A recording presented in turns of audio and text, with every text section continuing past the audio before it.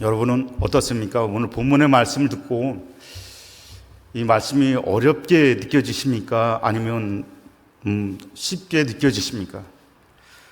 또 잘 이해를 하셨는지요? 아마 우리가 육신의 몸을 입고 이 땅에 살기 때문에 사실 이 말씀을 정확히 이해하기는 굉장히 어려울 것입니다. 이 제자들도 사실 똑같은 심정이었습니다. 물론 이제 우리는 성찬을 참석하고 또 하나님이 예수 그리스도를 통해서 이 땅에 구원하시러 오셨다는 것을 받아들이고 또 예수님이 우리 마음에 있다는 것을 확신하기 때문에 이 말씀을 우리 성도들은 대부분 이해할 것입니다. 그런데 60절을 한번 보시면 이렇게 말하고 있습니다. 예수님의 제자들도 이 말씀을 들었죠. 근데 제자 중 여럿이 듣고 말하되 이 말씀은 어렵도다. 누가 들을 수 있느냐 한데, 사실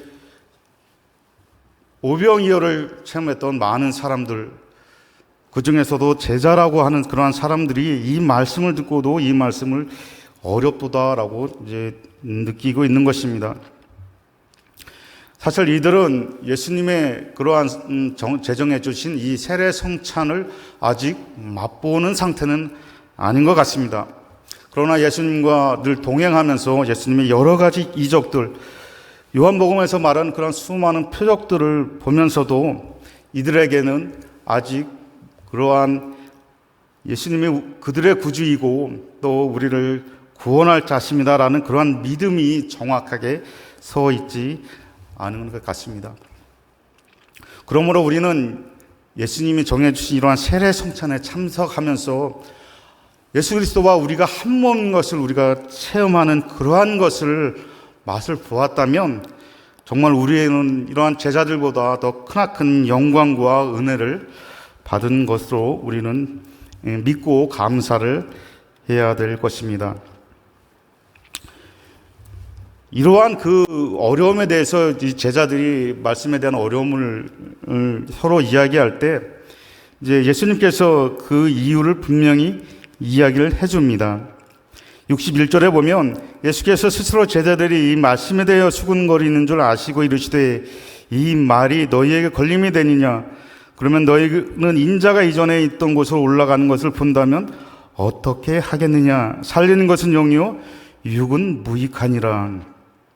내가 너희에게 이른 말은 영이요 생명이라는 것이죠. 예수님은 영과 생명에 대해서 말씀하시는데 이 제자들이나 아니면 수많은 무리들은 이 육의 일을 생각하기 때문에 어려움을 느끼고 있는 것이죠. 오늘 본문을 처음부터 끝까지 이렇게 자세히 살펴봐도 이렇게 흐름을 봐도 예수님은 계속해서 영 그리고 생명에 대해서 얘기하는데 이 제자들과 또 많은 무리들은 육신의 일을 생각하는 것이죠. 어떻게 하면 예수님을 데려다가 자신들의 임금으로 삼아서 항상 배부르게 먹을까 하는 그러한 궁리에 빠져 있으니까 예수님이 말씀하시던 그러한 영과 생명에 대해서는 전혀 깨닫지 못하고 있는 것을 보게 됩니다. 특별히 62절 말씀은 굉장히 놀라운 말씀이죠. 인자가 이전에 있던 곳으로 올라가는 것을 본다면 너희가 어떻게 하겠느냐. 이 유대인들은 또 많은 무리들은 이 표적을 요구했습니다. 우리에게 당신이 정말 우리의 구주고 우리를 구원할 그러한 구주시냐라고 그러면 우리에게 표적을 보여달라라고 얘기하고 있습니다. 특히 본문에서도 그런 말씀이 있는데 이 만나의 표적을 보여달라라고 얘기를 하고 있는 것이죠. 모세가 보여줬던 만나 표적을 보여달라고 이야기를 하면서 우리가 영원히 또 항상 배부르게 해달라고 이야기를 해주고 있죠. 예수님의 대답은 분명했습니다. 마태복음에서도 요나의 표적밖에 보여줄 게 없다라고 이야기를 하고 있고요. 또 요한복음에서도 2장 18절로 가보면 우리가 한번 2장 18절 19절 한번 보겠습니다. 요한복음 2장 18절 19절을 보면 18절부터 제가 읽어드릴게요. 이에 유대인들이 대답하여 예수께 말하기를 내가 이런 일을 행하니 무슨 표적을 우리에게 보이겠느냐. 똑같은 질문을 하고 있죠. 예수께서 대답하여 이르시되 너희가 이 성전을 헐라 내가 사흘 동안에 일으키리라 라고 얘기를 하고 있습니다.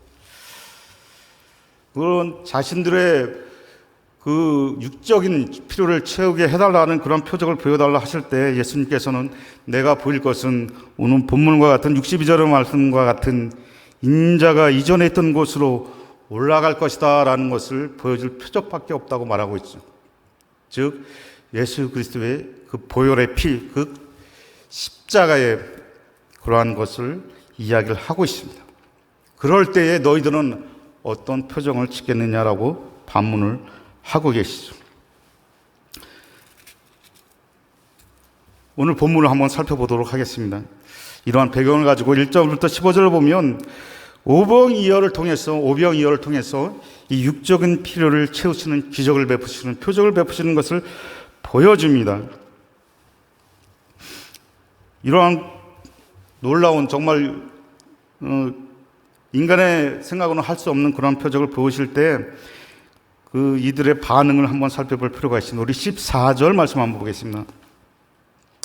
14절에 보면 그 사람들이 예수께서 행하신 이 표적을 보고 말하되 이는 참으로 세상에 오실 그 선지자라 하더라 라고 해요. 표적을 보여달라 할 때 육적인 필요를 채워주니까 어떻습니까? 참으로 오실 그 선지자다라고 얘기를 하고 있죠. 그리고 15절에 보면은 그러므로 예수께서 그들이 와서 자기를 억지로 붙들어 임금으로 삼으려는 줄 아시고 이렇게 육적인 필요를 채워주는 그러한 선지자를 우리의 왕으로 삼자라고 이들은 이야기를 하고 있는 것입니다. 그러니까 이들은 계속해서 자신의 필요를 채우기 위해서 예수 그리스도가 필요했던 것을 이야기를 해주고 있죠. 그런데 예수님께서는 26절에 이들의 생각을 정확히 꿰뚫어서 말씀하고 있습니다. 26절 보면 예수께서 대답하여 이르시되 내가 진실로 진실로 너에게 이르노니 너희가 나를 찾는 것은 표적을 본 까닭이 아니요 떡을 먹고 배부른 까닭이라 라고. 이런 많은 표적을 보여줬는데도 불구하고 그런 표적이 예수 그리스도께서 이 땅에 오실 구세주, 구원자, 우리의 죄를 사해 줄 자라고 믿지 않고 단지 우리의 배를 채워줄 그러한 임금으로 이들은 예수 그리스도를 찾고 그렇게 세우려고 했던 것을 보게 됩니다. 그리고 두 번째로 살펴볼 것은 16절부터 21절 말씀까지 좀 어울리지 않을 것 같은 그러한 말씀이 들어가 있습니다. 바다를 건너가는 그러한 장면이죠. 혹 이 장면은 출애굽을 우리가 생각해 볼 수가 있습니다. 그래서 예수님과 함께하는 것은 그 폭풍우를 만나고 여러 가지 어려움을 만나서 그것을 다 헤치고 건너가는, 그래서 그 기쁨의 그 땅으로 접어드는 그러한 출애굽의 사건을 우리가 생각해 볼 수 있는 것이죠. 이 말씀은 32절에 보면 모세의 이야기가 등장하고 또 모세를 통해서 만나를 먹이는 그런 장면을 볼 때 이 말씀을 출애굽으로 보는 것을 뒷받침해주고 있는 그러한 말씀입니다. 여러 가지 어려운 상황 속에서도 특별히 이 말씀은 제자들만 경험한 사건인데요. 여러 가지 폭풍우와 그러한 사건들을 통해서도 정말 하나님께서 함께 하심으로 이들을 구원해주고 또 그런 표적을 보여주심을 통해서 기쁨으로 그 예수 그리스도를 영접하는 그러한 제자들의 모습을 보여주고 있습니다. 그리고 나서 이제 본격적으로 생명의 떡이 무엇인지, 또 예수 그리스도께서 그 피와 또 그 살을 통해서 우리에게 영생을 주시겠다라고 그러한 말씀을 계속해서 이제 말씀해주고 있습니다. 이러한 대화, 그들, 특히 이 유대인들과의 그러한 예수님과의 대화 속에서 정말로 알지 못하는 그러한 제자들과 그러한 유대인들을 예수님께서는 어떻게 하면 좀 더 설득할까 하면서 계속 말씀을 이렇게 점진적으로 이렇게 강화하는 그러한 말씀을 우리가 살펴볼 수가 있습니다. 이들은 이러한 그러한 그 여러 가지 표적을 보여주는 그런 속에서도 계속해서 또한 또 표적을 요구하는 그런 모습을 볼 수 있죠. 하나님의 떡이 무엇인지 예수님께서 말씀하고 있습니다. 이제 32절로 33절을 보면 32절에 제가 읽어드리겠습니다. 예수께서 이르시되 내가 진실로 진실로 너희에게 이르노니 모세가 너희에게 하늘로부터 떡을 준 것이 아니라 그 떡조차도 아버지께서 너희에게 하늘로부터 참떡을 주셨다라고 말씀하고 있습니다. 하나님의 떡은 하늘에서 내려 세상에 생명을 주는 것이다 말하고 있습니다. 이러한 말씀을 듣고 이들의 반응은 어떻습니까? 34절에 보면 그들이 이르되 주여 이 떡을 항상 우리에게 주소서라고 얘기합니다. 이들은 이렇게 예수님께서 말씀하시는 것이 육적인 떡으로 배부르게 하는 그러한 떡으로 이해를 하고 있는 것을 보게 되죠. 34절에 보면 항상이라는 말에 우리가 주목해 볼 필요가 있습니다. 모세가 주었던 그냥 먹고 다시 또 배가 고파져서 또 먹게 되는 그러한 것을 반복하지 않고 그냥 한번 주시면 또 이러한 것이 지속되어져서 항상 우리에게 달라고 이렇게 말하고 있습니다. 다시 예수님께서 35절로 40절을 통해서 더 강화된 말씀을 합니다. 이제 본격적으로 그 생명의 떡이 무엇인지 이야기를 하고 있지요. 35절에 보면 나는 생명의 떡이다 라고 얘기하고 있습니다. 나는 생명의 떡이다. 내게 오는 자는 결코 줄이지 아니할 터이요 나를 믿는 자는 영원히 목마르지 아니하니라. 이들이 생각하는 것과는 전혀 반대의 이야기를 하고 있는 것이 보여지죠. 그래서 41절로 42절에 보면 이 하늘에서 내려온 떡이라 하실 때에 이들은 유대인들이 예수에 대해 수군거립니다. 이르되 이는 요셉의 아들 예수가 아니냐, 그 부모를 우리가 아는데 그가 하늘에서 내려왔다 하느냐라고 얘기를 하고 있습니다. 역시 육적인 생각을 하고 있는 그러한 모습을 보게 됩니다. 이제 다시 또 예수님께서 43절로 51절 통해서 더욱더 강화된 말씀을 하십니다. 다시 자신이 하늘에서 내려온 떡이다라는 것을 강조합니다. 그래서 나를 믿어야 너희들에게 생명이 있다라는 그러한 말씀을 하게 되죠.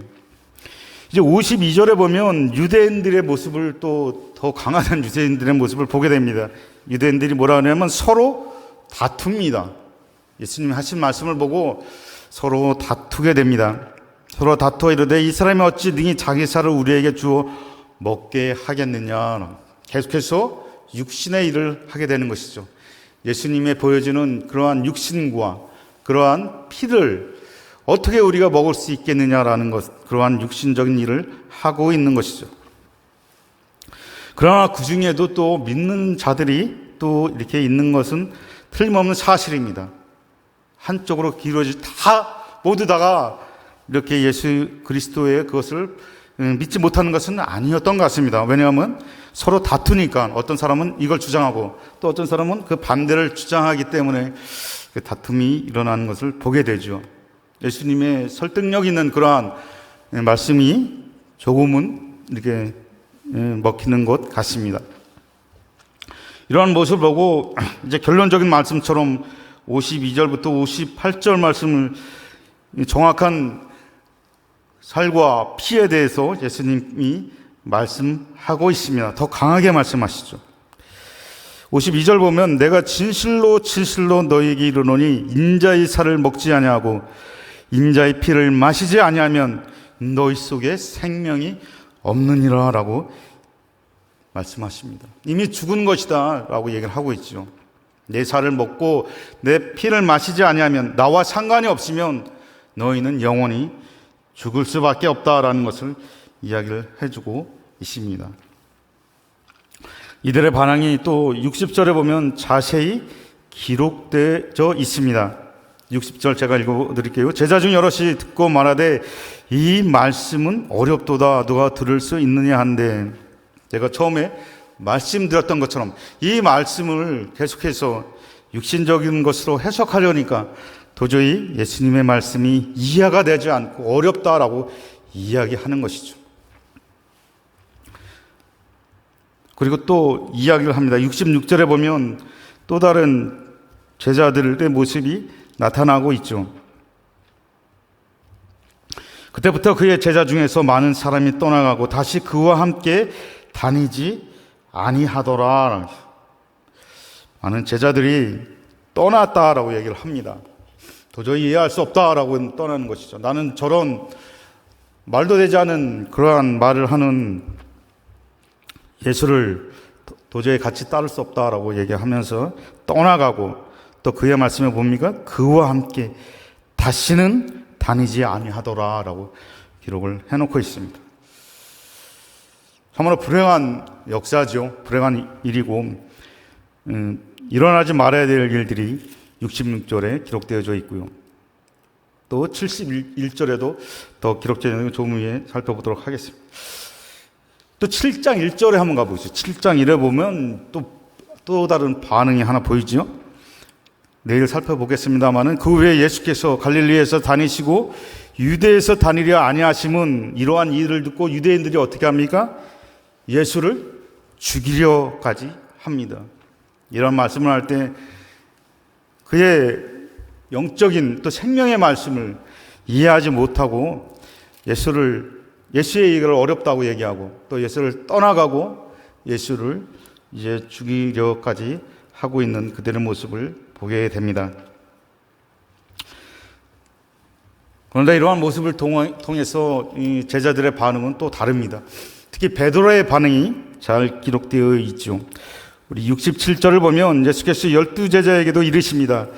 너희도 가려느냐 할 때 시몬 베드로의 신앙 고백과 같은 이야기를 합니다. 마태복음에서는 베드로의 신앙 고백이 주는 그리스도시요 하나님의 아들이다라고 이야기를 하고 있죠. 그러나 요한복음에서의 베드로의 고백은 바로 오늘 본절의 말씀인 것 같습니다. 시몬 베드로가 대답하되 주여 영생의 말씀이 주께 있사오니 우리가 누구에게로 가오리이까? 우리가 주는 하나님의 거룩하신 자인 줄 믿고 알았사옵나이다 라고 신앙 고백과 같은 예수를 떠나지 않겠다는 그러한 고백을 하고 있습니다. 그런데 사실은 이것도 조금 더 깊게 보면 정확하게 베드로가 예수 그리스도의 확고한 믿음이 사실은 조금 미흡한 그러한 점도 보입니다. 정말 예수님의 그 살과 피를 먹어야 된다라고 하는, 정말 유대인들에게는 상상할 수 없는 그러한 이야기를 할 때에 정말 베드로가 조금 더 그 말씀에 주의를 기울였다면 조금 더 깊은 그러한 신앙 고백, 절대로 예수 그리스도를 떠날 수 없는 그러한 신앙 고백을 할 수 있었을 것입니다. 똑같이 들었던 12 제자들도 그 중에 한 사람이 마귀라고 얘기를 해주고 있죠. 71절에 보면 이러한 말씀은 없었어야 되는데 이 말씀은 가룟 시몬의 아들 유다를 가리킴이라. 그는 12 중에 하나로 예수를 팔 자로라. 이렇게 성경은 기록해 놓고 있습니다. 이것도 역시 육에 속한 그러한 사람이죠. 우리의 모습은 어떻습니까? 우리는 물론 여기에 물론 그 성찬에 참여 안 하신 분도 혹시 있을지 모르겠습니다만 우리가 성찬에 참여하면서 예수님의 살과 또 예수님의 피를 우리가 먹고 마시면서 예수님과 한 몸 이룬 한 동체임을 우리가 느끼고 깨닫고 또 그것을 우리가 은혜를 받았다면 우리가 이 말씀은 그렇게 어렵지 않고 또 쉽게 받아들이게 될 것입니다. 그러므로 말미암아 하나님의 말씀을 정확하게 이해하고 베드로의 고백처럼 이 영생의 말씀이 주님께 있다라고 고백하면서 하나님을 영원히 떠나지 아니할 것입니다. 오늘 하루도 오늘 말씀을 기억하면서 주님과 동행하면서 하나님의 말씀을 우리의 마음판에 새기고 우리들의 이웃들에게 전할 수 있는 그런 강성의 성도들 되기를 주의 이름으로 부탁드리겠습니다. 우리 기도하겠습니다. 하나님 아버지, 정말 하나님의 백성이고 또 하나님의 선택한 민족 유대인들은 이 말씀을 들으면서 이해하지 못하고 예수님을 떠나기까지 하고 또 예수님을 죽이려 했던, 또 실질적으로 예수님을 죽이기까지 한 그러한 말씀입니다. 그러나 우리는 믿음으로 받아들이면서 예수 그리스도가 우리의 구주고 우리의 하나님이시고 또 우리를 마지막 때에 그 잠에서 깨워 하나님의 나라에 동참하게 될 그 구주이시라는 것을 우리는 믿음으로 고백합니다. 하나님 이 말씀을 이해하면서 정말 영생의 말씀이 하나님께 있음을 고백하면서 우리는 예수 그리스도를 따르는 그러한 믿음의 고백들을 하게 됩니다. 하나님 우리와 늘 함께하여 주시고 정말 영생의 말씀을 우리 마음판에 새길 수 있도록 주님 함께하시고 인도해 주시옵소서.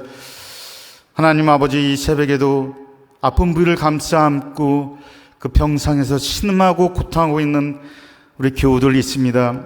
하나님 귀한 성도들에게 찾아가 위로하여 주시고 그 아픈 부위에 손을 얹어 주시어서 깨끗함을 나을 수 있도록 인도해 주시어서 때로는 걷기도 하며 뛰기도 하며 하나님 찬양할 수 있도록 주여 은혜를 베풀어 주시어서 다음 이 시간에 같이 나와 하나님 찬양하며 예배드릴 수 있도록 주여 도와주시옵소서. 하나님 오늘 하루를 주님께 맡깁니다.